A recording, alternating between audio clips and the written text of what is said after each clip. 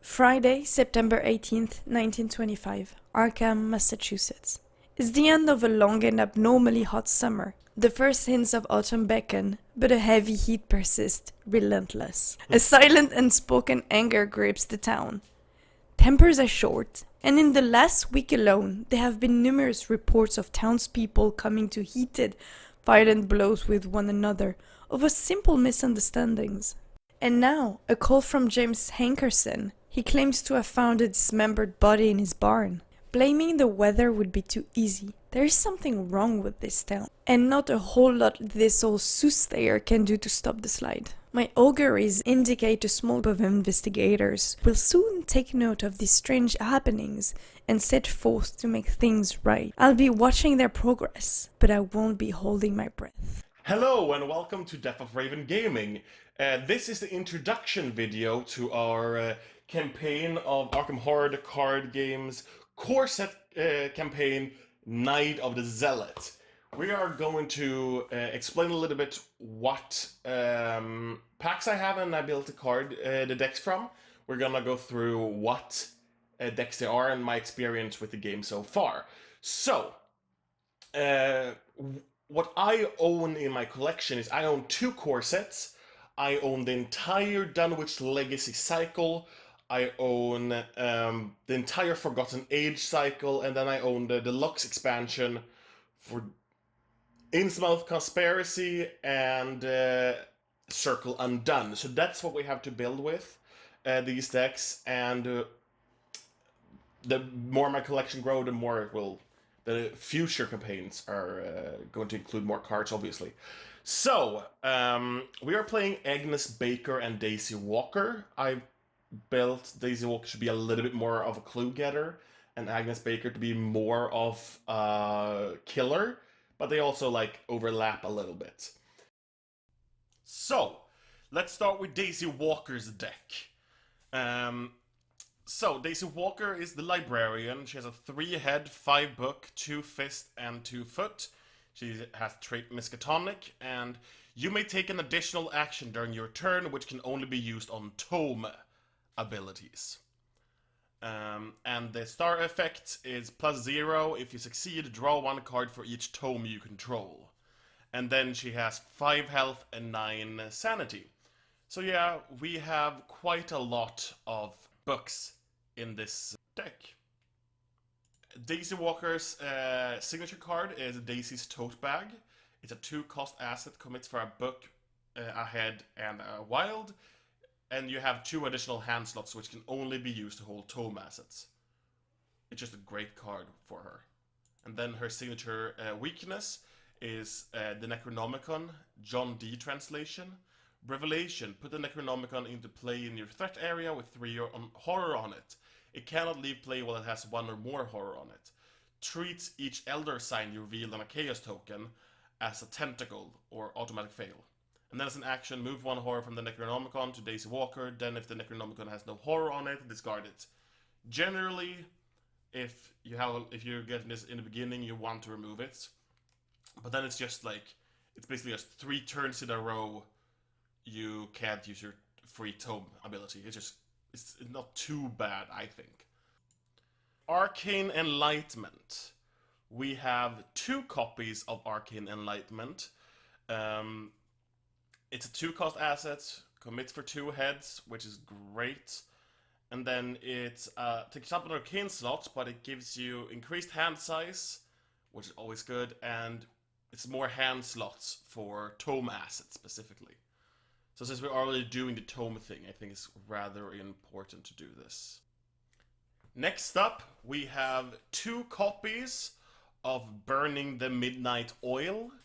It is a 0-cost event, commits for 1 book and 1 foot, and then investigate. When this action begins, gain 2 resources.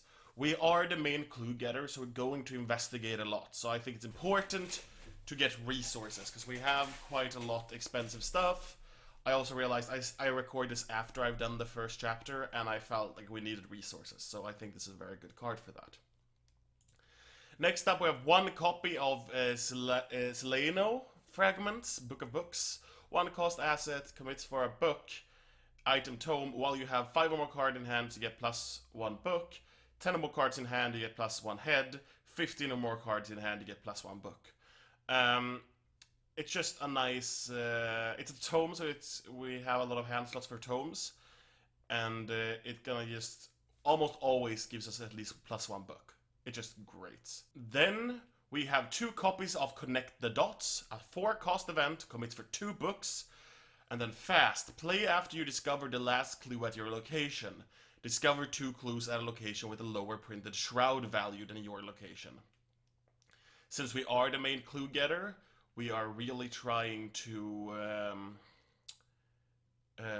we're gonna have quite easy to get those last clues at the location, so we will be able to get more clues when that happens. It's just a great card. Next up, we have 2 copies of Deduction. It's a skill that commits for a book. If this skill test is successful while investigating a location, discover 1 additional clue at that location. We're trying to investigate as much as possible. This will just give us a more clue for what we're already doing. Next up, Dr. Milan Christopher. You get +1 book, and then as a reaction, after you successfully investigate, gain 1 resource. We are playing with the taboo list, so we have to tap him after you successfully investigate, exhaust him, and gain 1 resource. But he's still great. He gives us just +1 book and also some more resource generation. I think it's just great. Next up, 2 copies of Emergency Cash. We need resources. It's just an easy resource to get. It's a 0-cost event. Then we have 2 copies of Encyclopedia. 2-cost asset that commits for a wild. It's an item tome. And it uses 5 secrets, and then you can exhaust Encyclopedia and spend 1 secret. Choose an investigator at your location. That investigator gets +2 to a skill test of your choice until the end of the phase. It's a great card to be able to buff whatever needs to be done, but especially since we can do a free tome ability in return. It's just great. Then we have 2 copies of Extensive Research, a 12-cost event, but don't care about that. Commits for 2 books, but reduce the cost to play Extensive Research by 1 for each other card in your hand. Discover 2 clues at your location. So we're kind of doing the whole hand size thing, and it's just a nice way to get clues. And then we have 2 copies of Guts. It's a skill, so it costs 0, and it's 2 heads. Max 1 committed per skill test. If this test is successful, draw 1 card. It's just a solid card, and since the game trying to use as much head against as possible, it's just a good card to combat the game. Then we have 2 copies of Inquiring Mind. It's a skill, commits for 3 question marks, 3 wilds, and it has commit to a skill test only if there's a clue at your location. 3 wild is super resourceful depending on what you have to do. It's just a nice wild card. And we're trying to get clues, so you're almost always gonna be at a location with a clue. Then we have 2 copies of I've Got a Plan. It's a 3-cost event that commits for a book and a fist. An inside tactic. It's Fight. This attack uses book. You deal +1 damage for this attack for each clue you have. Max +3 damage. So it's just good. It's gonna let you attack with book, which we have 5 in. And we're trying to get clues, so it just deals more damage. Next up, we have a medical text. 1 copy. It's a 2-cost asset. Commits for 1 fist. It's a tome. As an action, choose an investigator at your location and test book 2. If you succeed, heal 1 damage from that investigator. If you fail, deal 1 damage to that investigator. I'm trying usually to avoid heal stuff because I don't think it's worth spending actions to do it. But since we get a free action for a tome ability, and both our investigators have low health, I think it's very useful. Next up, we have 2 copies of Occult Invocation. Occult Invocation is a 2-cost event, commits for a fist and a book. As an additional cost to play Occult Invocation, discard up to 2 cards from your hand. And then Fight. This attack uses book instead of fist. You get +1 book and deal +1 damage for this attack for each card discarded as part of this card's cost. A nice way to deal damage, and since we're doing the whole hand thing, we're gonna have cards to be able to discard, so I think it's just great. Then we have 1 copy of Old Book of Lore. It's a 3-cost asset that commits for a head. It's a tome, and then for an action, exhaust Old Book of Lore. Choose an investigator at your location. That investigator searches the top 3 cards of his or her deck for a card, draws it, and shuffles the remaining card into his or her deck. It's just a nice way to find cards that you really, really want, both Daisy's and Agnes's. Next up, we have 2 copies of Preposterous Sketches, 2-cost event, commits for a book and head. Play only if there is a clue in your location, draw 3 cards. Just a nice way to get cards, and we're almost always going to be on a location with a clue, so it's just great. Next up, we have 2 Cups of Shortcut, 0-cost event, commits for a head and a foot. And then fast, play only during your turn. Choose an investigator at your location, move that investigator to a connecting location. It's just great to be able to move without spending actions. And last but not least, we have the basic weakness we randomized into, and we are playing with Silver Twilight Acolyte. It's just an enemy that places a doom on the current agenda after it attacks, so it wants to kill it fast, which she's not super good at, but it's randomized, so we have no choice. So, next up, Agnes Baker's deck. She's Agnes Baker, the waitress, 5 head, 2 book, 2 fist, 3 foot. She's a sorcerer, and then as a reaction, after 1 or more horror is placed on Agnes Baker, deal 1 damage to an enemy at your location, limited once per phase. Then as a star effect, she gets +1 for each horror on Agnes Baker. And then she has 6 health and 8 sanity. Agnes Baker's signature card is Heirloom of Hyperborea, which is a 3-cost asset, commits for a head, fist, and a wild. It's an item relic and reaction. After you play a spell card, draw a card.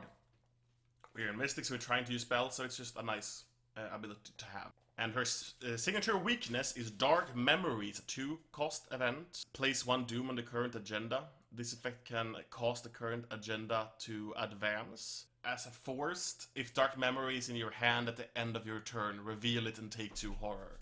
So you can pay 2 to get the effect without taking the horror, but it's really bad, I think. I don't like taking horror with her. I mean, with horror, it can actually be semi-good with her. I guess it's a way to actually deal damage to an enemy in your location for free. So it's not that bad, actually. It's just the doom at the current agenda that's annoying. Anyway, let's start with the actual deck. We have 2 copies of Arcane Initiate. It's a 1-cost asset, commits for a head, 1 health, 2 sanity, forced after Arcane Initiate enters play, place 1 doom on it, which is bad, but it's as a lightning bolt, exhaust Arcane Initiate, search the top 3 cards of your deck for a spell card, and draw it, shuffle your deck. We have a lot of spells, so we're trying to find those spells to be able to attack and take care of clues and stuff. And she has 1 health, 2 sanity. It's quite easy to kill her if we need a doom away. Next up, we have 2 copies of Azure Flames. The 3-cost asset commits for a fist, uses 4 charges, uses an action, spend 1 charge, fight. This attack uses head instead of fist and deals +1 damage.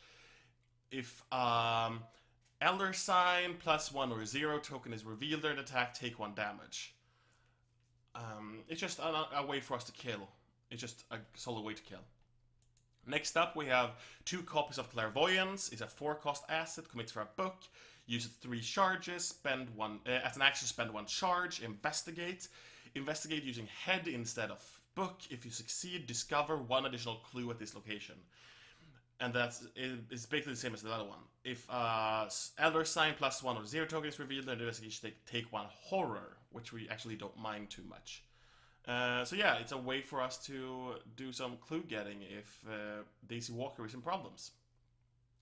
Next up, we have 2 copies of Deny Existence, 0-cost event, commits for a wild. Fast, play when an encounter card or an enemy attack would cause you to do 1 of the following. Choose 1. Discard card from hand, lose resources, lose action, take damage, or take horror. You ignore that aspect of the effect. It's just a way to block the game. It's really, really good. Next up, we have 2 copies of Drawn to the Flame. 0-cost event commits for a head and a book. Draw the top card of the encounter deck, then discover 2 clues to your location. It's a nice way to get clues on difficult locations with high shrine value. And 1 encounter deck card, encounter card is not usually too bad. And then we have 2 emergency catch to get some resources. Not going to talk more about that. We have 2 copies of Guts, it's a skill, commits for 2 head, and then if this test is successful, draw a card. It's just a way to be able to cast spell more reliably, or block the encounter cards. So yeah, it's just great. Then we have 1 copy of Holy Rosary, 2 cost asset, commits for a head. You get +1 head. Can't take damage because I take up to 2 horror and takes accessory slots. It's just a nice way to bump up a head. We use head for almost everything we do, so it's great. Next up, we have our Splash into Survivor. We use 2 copies of Look What I Found. It's a 2-cost event that commits for 2 books. Fast, play after you fail a skill test by 2 or less while investigating. Discover 2 clues in your location. We have a very bad book with our 2. So usually we are gonna fail, and with a 2 it's better than 1, so hopefully we can semi-reliably be able to lose by 2 or less. But yeah, it's just another way for us to get clues. Then we have 2 copies of Lucky, 1 cost event, fast. When you would fail a skill test, get +2 to your skill value for that test. How about just, if you fail, succeed instead? It's just a great card, and since you can take it, you should. Next up, we have 2 copies of Promise of Power. It's a skill, commits for 2 wild resources. After you commit Promise of Power to a skill test, add 1 curse token to the Chaos bag, if you cannot take 2 horror instead. And the curse token, if you don't know, is just a -2, and then you draw an additional token. 4 wild for only putting a -2 in the Chaos bag that's not necessarily going to be revealed. It's just great. So we have 2, of course we have 2 copies of that. Next up, we have 1 copy of Robes of Endless Night. 3 cost asset, commits for a foot. As a reaction, when you play a spell card, exhaust Robes of Endless Night, reduce the cost of that card by 1, and then it can soak 2 and takes the body slot. We have a lot of spells, so it's nice to play them cheaper. It's just nice. And the soak is always nice when we have quite little health with our 6.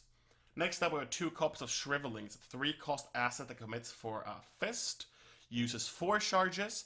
As an action, spend 1 charge, fight. This attack uses head instead of fist and deals +1 damage. If a skull, cultist, tombstone, elder thing, or tentacle symbol is revealed during this attack, take 1 horror. So it's just deal 2 damage, and if you draw a symbol, you take a horror and deal an additional damage with Agnes. It's just great. So yeah. Next up, we have 2 Cups of Sword Cane. It's a 2-cost asset that commits for a fist.